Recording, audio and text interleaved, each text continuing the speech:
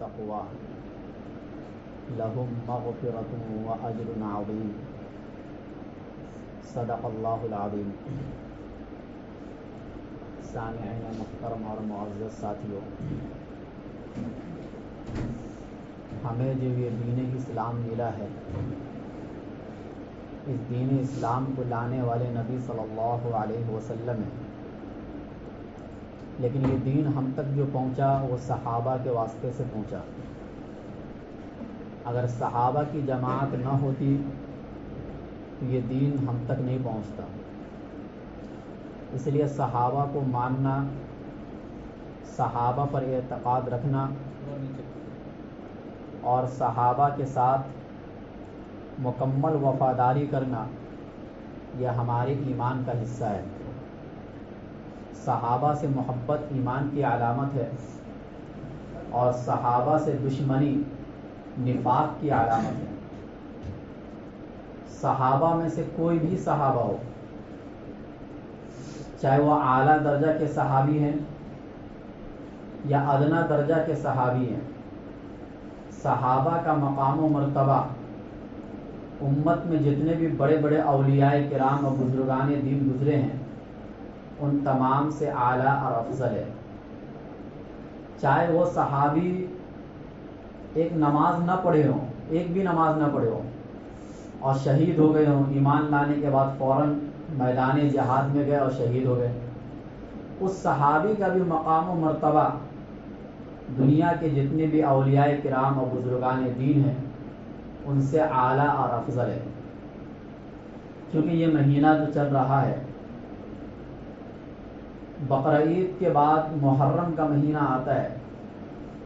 اس میں بہت سی جگہوں پر آپ دیکھیں گے کہ صحابہ کی تعریف ہو رہی ہے، تو بہت سے ایسے لوگ بھی ملیں گے جو صحابہ کو نعوذ باللہ گالی بھی دیتے ہیں۔ دنیا میں ایک فرقہ ایسا موجود ہے جو صحابہ کا ہی سہارا لے کر صحابہ کو گالی دیتے ہیں، صحابہ کو منافق کہتے ہیں، صحابہ کو مرتد کہتے ہیں۔ چنانچہ شیعہ فرقہ ہر آدمی جانتا ہے، دعویٰ ہے حضرت علی سے محبت کا، حضرت فاطمہ سے محبت کا، حضرت حسن اور حسین سے محبت کا، لیکن ان کے محبت کے سہارے دوسرے بڑے بڑے صحابہ کرام کو اسلام سے خارج کر دیتے ہیں۔ چنانچہ یہ انگلیاں اٹھاتے ہیں حضرت ابو بکر صدیق رضی اللہ عنہ پر بھی، یہ اپنی زبان درازی کرتے ہیں حضرت عمر فاروق اور حضرت عثمان غنی پر بھی۔ اور جب ان بڑے بڑے صحابہ کرام کو کوئی انگلی اٹھا دیا تو اب بتاؤ ان کے علاوہ جو صحابہ کرام وہ محفوظ ہوں گے یا ان کی محبت ان کے دلوں میں ہوگی؟ نہیں ہوگی۔ اور ایک بات یاد رکھو کہ صحابہ پر جو انگلی اٹھا دیا یا صحابہ پر جو طعن و تشنیع کیا، تو صحابہ پر تو انگلی اٹھانا یا ان پر طعن و تشنیع کرنا بعد میں ہوگا، آپ نے قرآن اور حدیث اور اسلام پر پہلے انگلی اٹھایا، کیونکہ یہ دین کو پہنچانے والے نبی سے لے کر کون ہے؟ صحابہ ہیں۔ اگر صحابہ پر اعتراض تو قرآن پر اعتراض، صحابہ پر اعتراض تو حدیث پر اعتراض، اور صحابہ پر اگر کوئی انگلی اٹھا رہا ہے تو سمجھو ہمارا یہ دین اسلام شک میں پڑ گیا، پھر کس دین کو ہم فالو کر رہے ہیں؟ پھر ہم سب جنتی ہے یا نہیں ہے، اس میں بھی شک، کیونکہ صحابہ کے جنتی ہونے نہ ہونے میں اگر کوئی شک کر رہا ہے تو ان کے بعد کے جتنے لوگ ہیں ان کا دین بھی شک میں پڑ گیا، پھر تو دین اسلام کو ہی سائڈ کر دو، پھر کوئی دوسرا دین لاؤ بیچ میں جس کو ہم فالو کریں گے، پھر ایسا مسئلہ آ جائے گا۔ اس لیے آپ حضرات کے سامنے میں قرآن کریم کی روشنی میں صحابہ کرام کا جو مقام و مرتبہ بیان کیا گیا قرآن میں، اس کو میں آپ کے سامنے اجاگر کروں۔ اور جب صحابہ کی فضیلت قرآن سے ثابت ہو جائے گی تو پھر کسی کے بیان کا کوئی اعتبار نہیں، کسی کے کوئی اپنی من گھڑت حدیث کا کوئی اعتبار نہیں، یا تاریخی روایات کا کوئی اعتبار نہیں، یا کوئی بھی اپنی اجتہاد سے کسی بھی طریقے سے کچھ بھی بیان کر رہا ہے اس کا کوئی اعتبار نہیں۔ پھر صحابہ کی عظمت پہلے ہوگی، صحابہ کی محبت بعد میں ہوگی، اور جو باتیں تم بیان کر رہے ہو اگرچہ حوالے کے ساتھ بیان کر رہے ہو، ان باتوں کا کوئی اعتبار نہیں ہوگا۔ چنانچہ صحابہ اس دنیا میں سب سے بڑے متقی ہیں، تقوی کے معیار پر ان سے اوپر کوئی نہیں جا سکتا ہے۔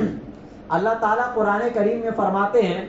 اولئک الذین امتحن اللہ قلوبہم للتقوی لہم مغفرۃ واجر عظیم، کہ صحابہ کی جماعت ایک ایسی جماعت ہے جن کے دلوں کا اللہ نے امتحان لیا۔ کس کے لیے امتحان لیا؟ کس چیز میں کامیابی کے لیے امتحان لیا؟ تقوی میں پورے اترتے ہیں یا نہیں اترتے ہیں، اس معاملے میں اللہ نے ان کے دلوں کا امتحان لیا، اور اس امتحان میں وہ مکمل کامیاب ہو گئے۔ اللہ آگے فرماتے لہم مغفرۃ واجر عظیم، ان کے لیے مغفرت ہے، بخشش ہے، اور ان کے لیے اجر عظیم ہے۔ اس میں کوئی ایک صحابی کا نام نہیں ہے کہ یہ صحابی کے لیے اجر عظیم ہے،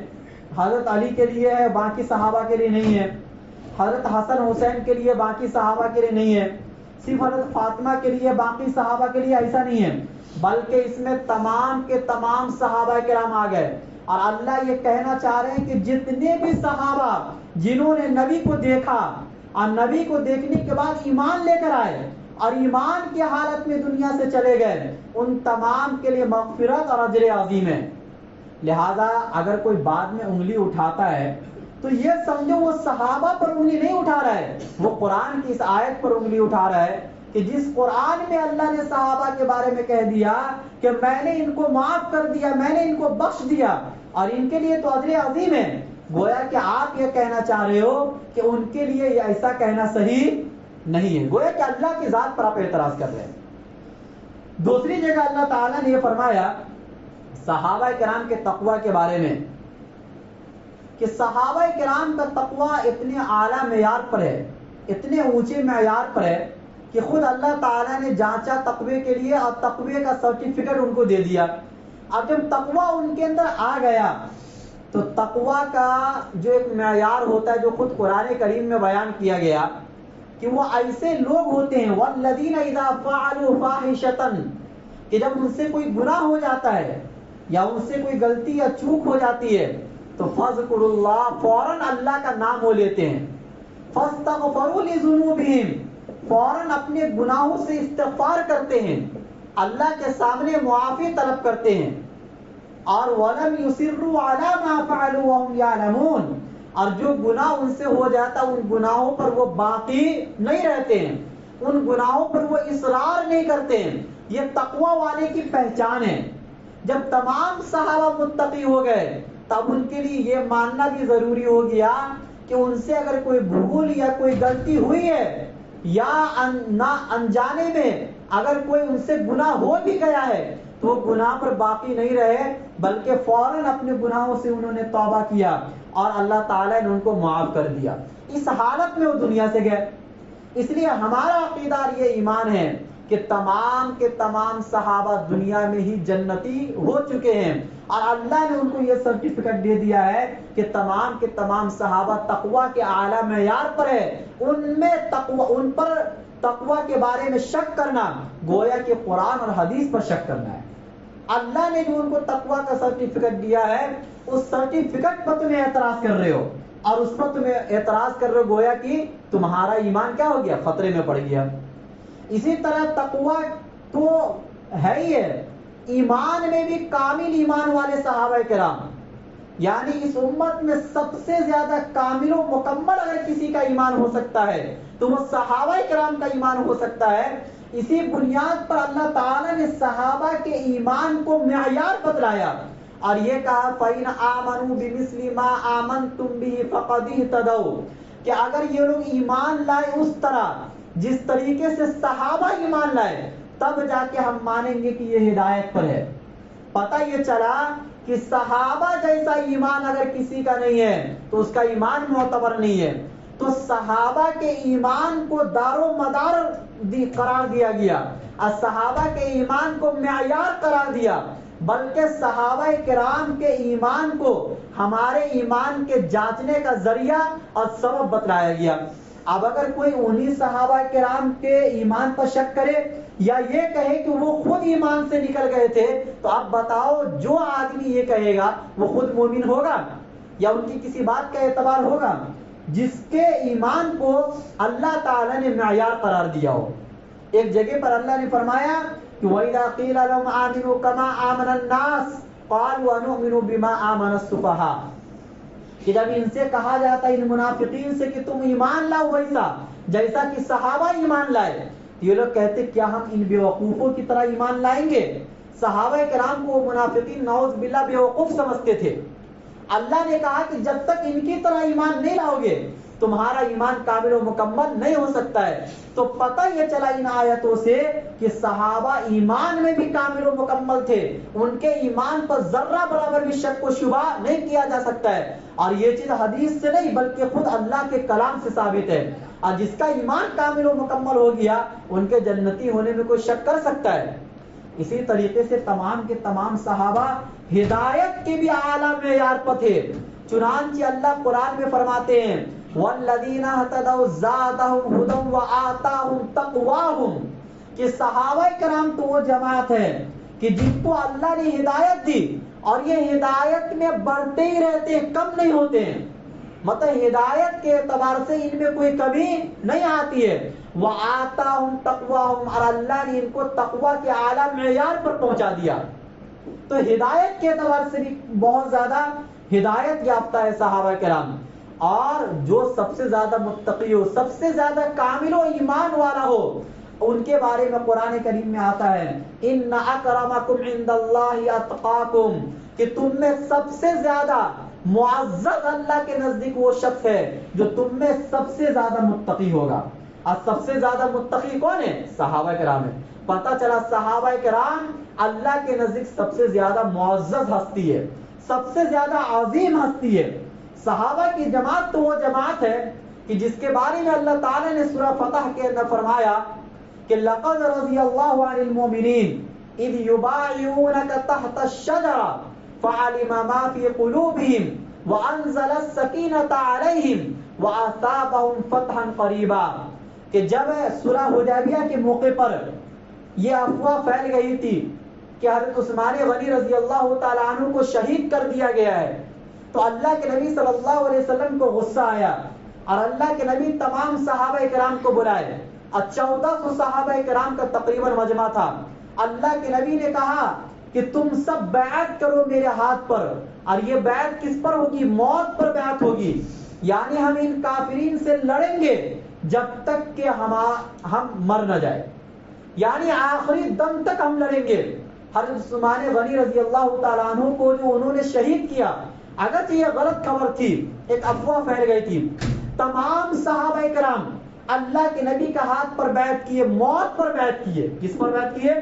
موت پر، کہ جب تک خون کا آخری قطرہ ہوگا میرے جسم کے اندر میں اس وقت تک اللہ اور اس کے رسول کی محبت میں لڑتا رہوں گا۔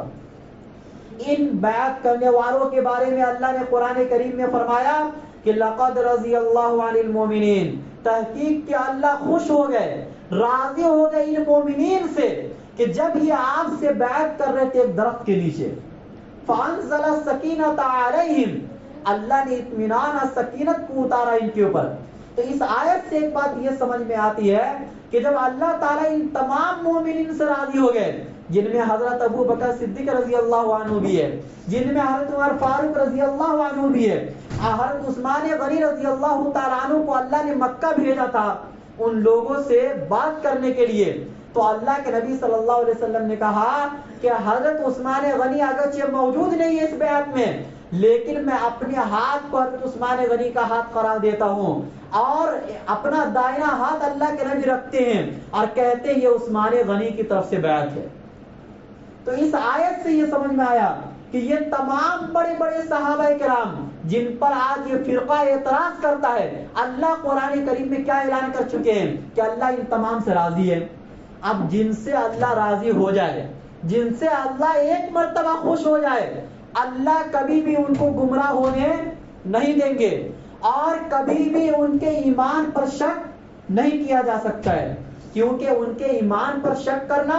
گویا کہ یہ کہنا ہے کہ اللہ تعالیٰ کو تمام چیزوں کا علم نہیں ہے. تبھی تو اللہ تعالیٰ نے نعوذ باللہ ایک شخص کے بارے میں کہہ دیا کہ میں ان سے راضی ہوں، اور بعد میں وہ اپنے ایمان سے پھر گئے نبی کے جانے کے بعد. ایسا ہو سکتا ہے؟ نہیں ہو سکتا ہے، کیونکہ اللہ جن کے بارے میں یہ اعلان کر دے قرآن کریم میں کہ میں ان سے راضی ہوں، تو ان کا ایمان پر خاتمہ بالکل یقینی چیز ہے، اور ان کا جنتی ہونا بالکل یقینی چیز ہے. جب یہ چیزیں یقین کے درجے میں آ گئی تو کوئی اگر ابو بکر صدیق رضی اللہ تعالیٰ پر اعتراض کرے اور یہ کہے کہ حضرت فاطمہ کا حق جو ہے نا حضرت ابو بکر صدیق دبا لیے تھے، جن کی قربانی اسلام کے نام پر اتنی زیادہ ہو، جنہوں نے اپنی وہ مکہ کی پوری زمین کو چھوڑ دیا، اپنے گھر بار کو چھوڑ دیا، اپنے مال اور رشتے دار اور بال بچے کی قربانی دی ہو، اتنا احسان کہ اللہ کے نبی نے کہا کہ میں سب کے احسان کا بدلہ دے دیا، لیکن ابو بکر صدیق کے احسان کا بدلہ میں ادا نہیں کر پایا. آپ ان کے بارے میں یہ کہو کہ تھوڑی سی زمین کو انہوں نے غصب کر لیا اور انہوں نے حضرت فاطمہ کو وہ حق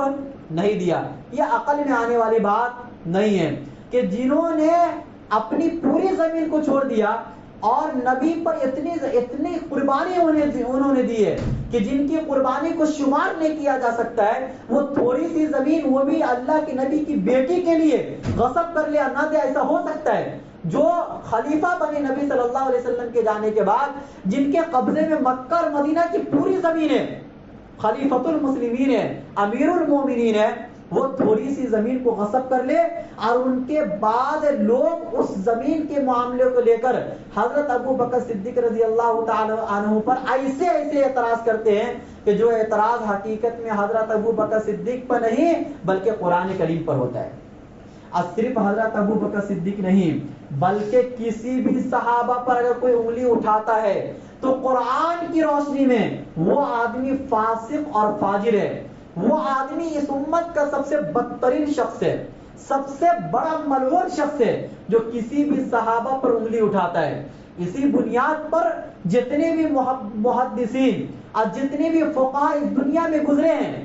جب حدیث نقل کرتے ہیں صحابہ کرام، تو دیکھو جب حدیث نقل ہوتی ہے تو حدیث کو نقل کرنے والے ایک دو نہیں کئی لوگ ہوتے ہیں،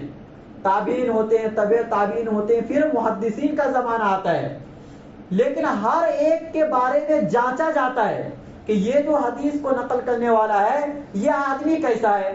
اگر ان کی زندگی بہت اچھی ہے، تقوی کے اعلیٰ معیار پر ہے، ثقہ ہے، عادل ہے، سچے ہیں، تب جا کے ان سے حدیث لی جاتی ہے. یہ پوری جانچ پڑتال کے بعد حدیث کو نقل کی جاتی ہے. لیکن اگر وہ صحابہ تک وہ بات پہنچتی ہے کہ صحابہ حدیث کو نقل کرتے ہیں نبی صلی اللہ علیہ وسلم سے،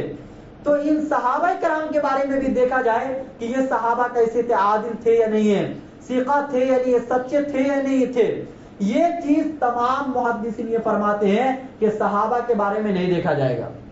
صحابہ سب کے سب عادل، سب کے سب سچے، صحابہ سب کے سب ثقہ، صحابہ سب کے سب جنتی. کوئی ایک صحابی بھی اگر نبی سے حدیث کو نقل کر رہا ہے تو وہ حدیث صحیح مانی جائے گی. صحابہ کے بارے میں شک و شبہ کرنے کی کوئی ضرورت نہیں ہے، یہ پوری امت کا متفقہ فیصلہ ہے. اور اللہ تعالیٰ فرماتے ہیں سورہ حجرات کے اندر کہ وَلَكِنَّ اللَّهَ حَبَّبَ إِلَيْكُمُ الْإِيمَانَ وَزَيَّنَهُ فِي قُلُوبِكُمْ وَكَرَّهَ إِلَيْكُمُ الْكُفْرَ وَالْفُسُوقَ وَالْعِصْيَانَ. کہ یہ صحابہ ایسے تھے کہ اللہ فرماتے ہیں کہ صحابہ کے دلوں میں ایمان کی محبت کو ڈال دی گئی تھی، یعنی ایمان کی محبت ان سے جدا نہیں ہو سکتی تھی. وَزَيَّنَهُ فِي قُلُوبِكُمْ. اور اس ایمان کو صحابہ کے دلوں میں بہت مزین کر دیا گیا تھا، اب ان کو ایمان ہی بہت اچھا لگتا تھا. وَقَرَّهَ إِلَيْكُمُ الْكُفْرَ وَالْفُسُوقَ وَالْعِصْيَانَ. اور صحابہ کی جماعت ایک ایسی جماعت تھی کہ جن کو کفر سے نفرت تھی، جن کو فسق سے نفرت تھی، اور جن کو اللہ کی نافرمانی سے نفرت تھی. یہ اعلان کون کرتا ہے؟ اللہ تعالیٰ قرآن کریم میں اعلان کر رہے ہیں کہ صحابہ کو تو نافرمانی سے اور اللہ کی نافرمانی سے، گناہوں سے نفرت ہے، تو وہ صحابہ ایمان سے نکل جائے یہ تو بہت بڑی بات ہو جاتی ہے. وہ تو گناہ بھی نہیں کر سکتے ہیں، ان کو گناہوں سے نفرت ہے. یہ صحابہ کرام کے بارے میں فرمایا. اور سورہ فتح کے اندر اللہ نے ایک جگہ پر فرمایا کہ فانزل السکینۃ علیہم، یعنی آگے فرمایا وَأَلْزَمَهُمْ كَلِمَةَ التَّقْوَى وَكَانُوا أَحَقَّ بِهَا وَأَهْلَهَا، کہ یہ صحابہ کرام ایسے تھے کہ جن کے دلوں کے ساتھ میں نے تقوی کو چمٹا دیا تھا، یعنی تقوی ایسا ان کے ساتھ چمٹ گیا تھا کہ تقوی ان سے جدا نہیں ہو سکتا ہے۔ اور جن سے تقوی چمٹ جائے، جو تقوی کے ساتھ اس طرح چمٹ جائے اور تقوی ان کے ساتھ اس طرح چمٹ جائے، تو بتاؤ کبھی بھی ان سے نافرمانی ہو سکتی ہے یا کبھی بھی ان کے بارے میں آپ شک و شبہ کر سکتے ہیں جن سے تقوی اس طریقے سے چمٹ جائے؟ اور تقوی کا مطلب یہ ہوتا ہے کہ وہ ہر موقع پر اللہ سے ڈرنے والے ہیں، وہ کبھی گناہوں کا تصور بھی نہیں کر سکتے،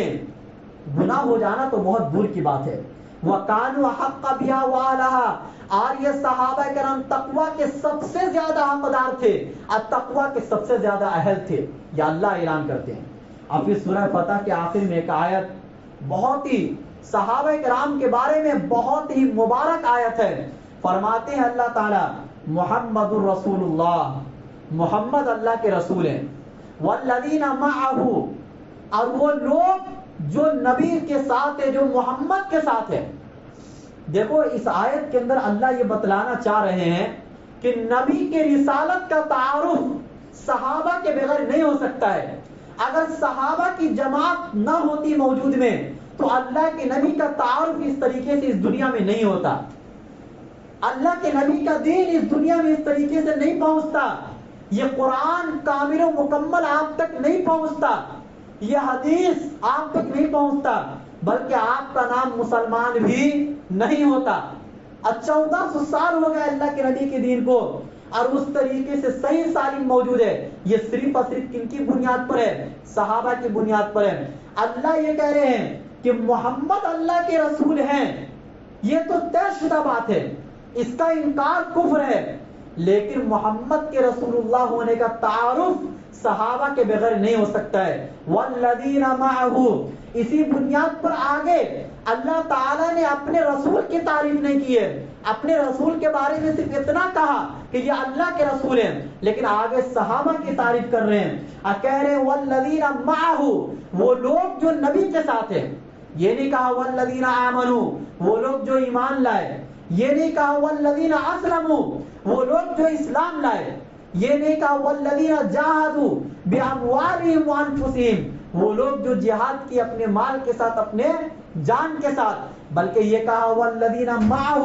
وہ لوگ جو آپ کے ساتھ ہیں، یعنی صحابہ کے نبی کے ساتھ ہونے پر کوئی شک و شبہ نہیں کیا جا سکتا ہے۔ وہ نبی کے ساتھ ایسے تھے کہ جس کو اللہ قرآن میں بیان کر رہا ہے، والذین معہ اشداء علی الکفار، صحابہ ایسے تھے جو کافروں پر سخت تھے، یعنی ان کافروں پر سخت تھے جو مسلمانوں سے لڑتے تھے، ہر کافرین پر نہیں۔ رحماء بینہم، آپس میں رحم دل تھے، اور ان کے نمازوں کی یہ حالت تھی کہ تراہم رکعا سجدا، آپ ان کو کبھی دیکھیں گے رکوع کرنے کی حالت میں، آپ کبھی ان کو دیکھیں گے سجدے کی حالت میں، یعنی صحابہ کے نماز کی حالت کو بیان کر رہے ہیں۔ کون؟ اللہ تعالیٰ بیان کر رہے ہیں۔ جو نماز سب سے زیادہ پیاری ہے اللہ تعالیٰ کو، اس نماز کے بارے میں صحابہ کرام کے بارے میں بتلاتے ہیں کہ ہر وقت نمازوں میں رہا کرتے تھے۔ سیماہم فی وجوہ من اثر السجود،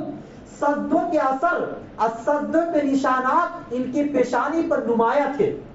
آپ ان کی پیشانی کو دیکھ کر، ان کے چہرے کو دیکھ کر آپ اندازہ لگا سکتے تھے کہ یہ نمازی آدمی ہے، یہ سچے آدمی ہے، یہ مکمل ایمان اور تقوی والے آدمی ہے۔ اور آگے فرمایا کہ صحابہ کی یہ اوصاف صرف قرآن میں بیان نہیں ہو رہے ہیں، مثلہم فی التوراۃ و مثلہم فی الانجیل، یہ اوصاف صحابہ کرام کے ہم نے تورات میں بھی بیان کیے تھے جو اللہ نے موسیٰ کو دیے اور اللہ نے یہودیوں کو دیے تھے۔ یہ مثال صحابہ کرام کی میں نے انجیل میں بھی بیان کیا، جو انجیل اللہ نے عیسیٰ علیہ السلام کو دیا اور جو اللہ نے کرسچن کو دیا، نصارہ کو دیا، یہ تمام کے تمام صحابہ کرام کے اوصاف ان کی کتابوں کے اندر موجود ہیں۔ مثلہم فی الانجیل و مثلہم فی التوراۃ کزرع اخرج شطأہ فآزرہ، یہ صحابہ تو ایسے تھے شروع میں کہ جیسے کوئی آدمی کھیتی کرتا ہے اور کھیتی جب شروع میں نکلتی ہے تو کتنی کمزور ہوتی ہے، کتنی حفاظت کرنی پڑتی ہے اس کھیتی کی، لیکن بعد میں چل کر وہ کھیتی محفوظ ہو جاتی ہے اور مضبوط ہو جاتی ہے، جو کسان کو بہت اچھی لگتی ہے، اور اس کی بنیاد پر دوسرے کسان کو جلن اور حسد ہوتا ہے۔ اسی طریقے سے یہ صحابہ شروع میں 2 تھے 3 تھے، بہت کمزور تھے، حتیٰ کہ اتنے کمزور تھے کہ ان کا اپنا وجود بچانا بھی مشکل تھا، لیکن بعد میں اتنے مضبوط ہو گئے یہ صحابہ کرام کہ روم اور فارس کی سلطنت سے مقابلہ کرنے کے لیے یہ صحابہ کرام نکلے اور پوری دنیا کے اندر اسلام کا ڈنکا بجایا۔ یہی صحابہ کرام اتنے مضبوط ہو گئے۔ آگے فرماتے اللہ تعالیٰ لَهُم مَغْفِرَةٌ وَأَجْرٌ عَظِيمٌ، ان صحابہ کرام کے لیے مغفرت ہے، اللہ کی طرف سے بخشش کا اعلان ہے اور اجر عظیم ہے۔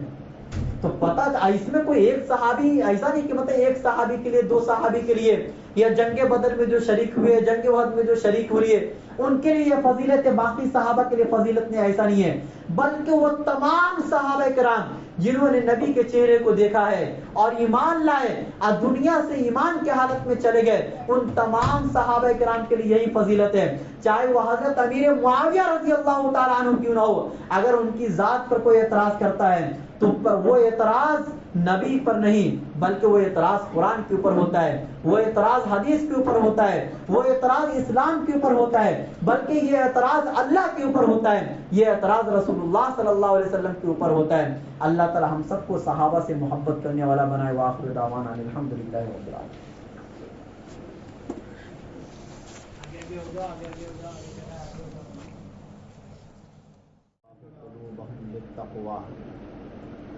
لهم مغفرة وأجر عظيم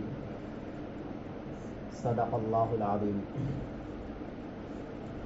سامعین محترم اور معزز ساتھیوں، ہمیں جو یہ دین اسلام ملا ہے،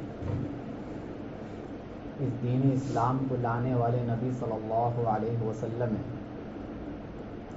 لیکن یہ دین ہم تک